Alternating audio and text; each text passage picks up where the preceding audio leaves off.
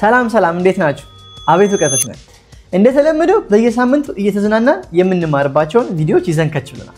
በዛሬው ቪዲዮ ከሰሞኑ ሶሻል ሚዲያውን ይዞ በሰፊው ያነጋገረና በአስደናቂ ሁኔታ እየተጠበቀ ስላለው ስለ ቴስላ ፎን ኦር ሞዴል ፓይ ስለተሰኘው የኤሎን መስክ አስገራሚ የስልክ ፈጠራ በሰፊው እንከተክታለን። ቆይ ግን እዚህ ጋር ይሄ ፈጠራ የዓለምን የስማርትፎን ቴክኖሎጂ ታሪክ የሚቀይር እውነታ ወይስ ለሚዲያ ፍጆታና ለውቅና የዋለ የማርኬቲንግ ስትራቴጂ? አብረን እንከታተል። አቤቱ ለሰነስከው እኮ ንቀት ለቅምሻ ያክል የፈጠራውን ባለቤት ታሪክ በወፍ በረር ቃኝተን እንመለስ። ኤሎን መስክ በ1971 በፕሪቶሪያ ሳውዝ አፍሪካ የተወለደ ኢንተርፕረነር እና ኢንቨንተር ሲሆን የቴክኖሎጂ ፍቅሩ ገና በልጅነቱ አብሮት ያደገ ማንነቱ ነበር። በ12 ዓመቱ የመጀመሪያውን ቪዲዮ ጌም ክሬት አድርጎ በመሸጥ ነበር የቢዝነስን ዓለም የተቀላቀለው። ከዛም በልጅነቱ በመጀመሪያ ወደ ካናዳ ከዛም ወደ ዩኤስኤ በመጓዝ ፊዚክስ እና ኢኮኖሚን አጥንቷል። በፈረንጆቹ በ1990ዎቹ ዚፕ2 በመባል የሚታወቀውን የኦንላይን ጋይድ ጆርናልስ እንዲሁም ፔፓል የኦንላይን ክፍያ መፈጸሚያ ሲስተምን ጭምር ክሬት አድርጎ ለኢባይ በመሸጥ ወደ ሚሊዮነሮች ተርታ በቀላሉ ሊቀላቀል ችሏል። እና ከዚህ ገንዘብ በመነሳት ዛሬ ዓለማችን ላይ እውቅናን ያተረፉ ግዙፍ ካምፓኒዎችን ክሬት ሊያደርግ ይችላል። እንደ ላይክ ስፔስ ኤክስ ኤሙ ወይም ዓላማው የሰው ልጅ ወደ ማርስ ለማስፈር በሰፊው የሚሰራ ተቋም ነው። ቴስላ የኤሌክትሪክ መኪናዎችን አምራችና ሰስቴኔብል ኤነርጂ ላይ በሰፊው የሚሰራ ካምፓኒ ነው። ሶስተኛ ስታርሊንክ ኢንተርኔትን በሳተላይት ወደ ሁሉም የዓለም አንግል ለማድረስ የሚሰራ ካምፓኒ። ኒውራሊንክ ኤንድ ቦዲንግ ካምፓኒ መኪናን ከአይምሮ ጋር ኮኔክት በማድረግ በከተሞች ፊቸሪስቲክ ታነልስን ክሬት ለማድረግ የሚንቀሳቀስ ካምፓኒ። ከብዙ በጥቂቱ እንግዲህ እነዚህ ናቸው። በአሁኑ ሰዓት ኤሎን መስክ የዓለማችን ቁጥር 1 ባለጸጋ ሰው ሲሆን እንዲሁም ሰሞኑን ያየሁት አንድ ጽሑፍ ምን ይላል? በፕላኔታችን ታሪክ የመጀመሪያው የግማሽ ትሪሊየን ማለት 500 ቢሊዮን ዶላር ሀብት ባለቤት ሊሆን ይችላል ይላል። ጉድ ነው። እስኪ በኢትዮጵያ አስቡት። እኔ እሱ ለእናንተ ልተውና ልቀጥል። ከዚህ አስገራሚ የስማርትፎን ፈጠራ ጋር እንግዲህ የዚህ ሰው ስም ነው እየተነሳ ያለ። ገርማቸዋል። እርግጠኛ ነኝ ሀበሻ ቢሆን ኖሮ ይሄ ሰውዬ እርግጠኛ ነኝ ስሙት ምንቴ ነበር የምንለው ወይም ምንተስኖት። ምክንያቱም ሰውዬው ጋይስ ምንም ያለውን ነገር ስለሚለው እንግዲህ ብዙዎች እያሉት እንዳለው በሱና በቲሙ ክሬት የተደረገ ሲሆን በስማርትፎን ቴክኖሎጂ ታሪክ አንድ እርምጃ ወደፊት የሚያራምድ እንደሆነ በተለይ ላላደጉ ሀገራት እንደኛ ያለው እንደ ኢትዮጵያ ያሉ ላላደጉ ሀገራት በሰፊው እየተነገረ ይገኛል።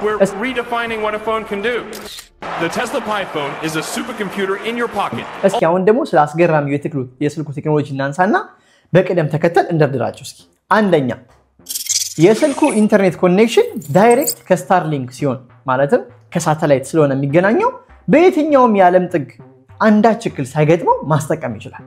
ላይክ አስቡት እናንተ በረሃ ውስጥ ብትሆኑ ይሰራል።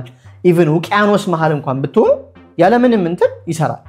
ለምሳሌ ደግሞ ወደኛ ሀገር እናምጣውና ብናመጣው ለምሳሌ በገጠር አካባቢ ኢንፍራስትራክቸር ያልተስፋፋባቸው አካባቢዎች ኮኔክሽን የለም፣ ኔትወርክ የለም። እዛም ቦታ ብንሆን እንኳን ኢቭን በአግባቡ ይሰራል ማለት ነው። ምክንያቱም ከሳተላይት ስለሆነ ኮኔክት የሚያደርገው። አስቡት እንግዲህ ምን አይነት ቴክኖሎጂ ይዞ እንደመጣ። ሁለተኛው ሶላር ኤነርጂ ማለት ከኤሌክትሪክ ቻርጅ ለማላቀቅ የሶላር ፀሐይ ኤነርጂን በመጠቀም ቻርጅ ያደርጋል። አስቡት መብራት ያልገባባቸው ቦታዎች እንኳን እንደኛ አሁን እንመለስና ወደኛ አካባቢ ብንሄድ በቀላሉ ማስጠቀም ይችላል። ወይ ደግሞ ያው እኛ ጋር መብራት ታውቃላችሁ ይጠፋል ይበራል። ስለዚህ ምንም አያሳስብም ማለት ነው። ካሜራውን በተመለከተ ላይክ ኔክስት ጄኔሬሽን ነው ማለት በቃ ተቀናቃኝ አይገኝለትም። በቃ ጽድት ያለ እንትን ነው እቃ ነው ማለት ነው። አራተኛ ኒውሮሊንክ ሰፖርት አለው ማለት በፊውቸር ከአይምሮ ጋር በመገናኘት በጭንቅላታችን መቆጣጠር ያስችለናል ስልኩን ማለት ነው። አምስተኛ ኢንቴግሬሽን ዊዝ ቴስላ።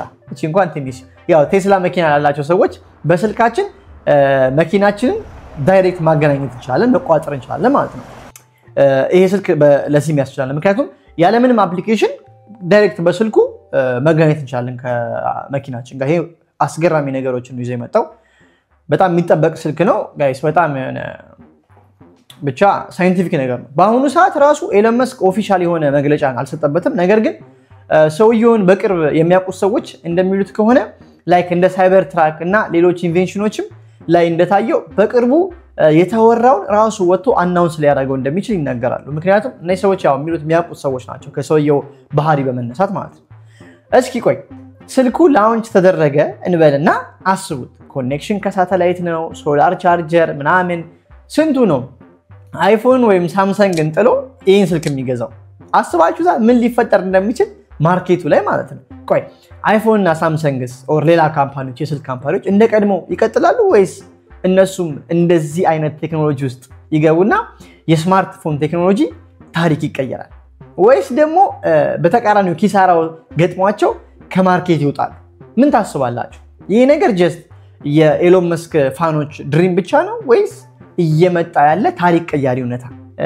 እናንተ ሐሳባችሁን ኮሜንት ላይ አስቀምጡልን። እንደተለመደው በሌላ ቪዲዮ እንመለሳለን። የዛሬውን ቪዲዮ እንደወደዳችሁ ተስፋ እናደርጋለን። ትብብራችሁ የበለጠ እንድንሰራ ስለሚረዳ ላይክ፣ ሰብስክራይብ፣ ሼር በማድረግ ብዙዎች ጋር እንድንደርስ አድርጉን። በተረፈ እንዳልነው ቅድም ወደኛ ሀገር ለአደጉ ሀገራት ብናስበው በጣም ብዙ ዘርፈ ብዙ ጥቅም አለው ይሄ ስልክ፣ ይሄ ቴክኖሎጂ ከመጣ። እንግዲህ ይሄንን ወሬ ወይ እውነት ነው ወይ አይደለም የሚለው ጊዜ የሚፈተው ጉዳይ ይሆናል። እስከሚቀጥለው ቪዲዮ ይመቻችሁ።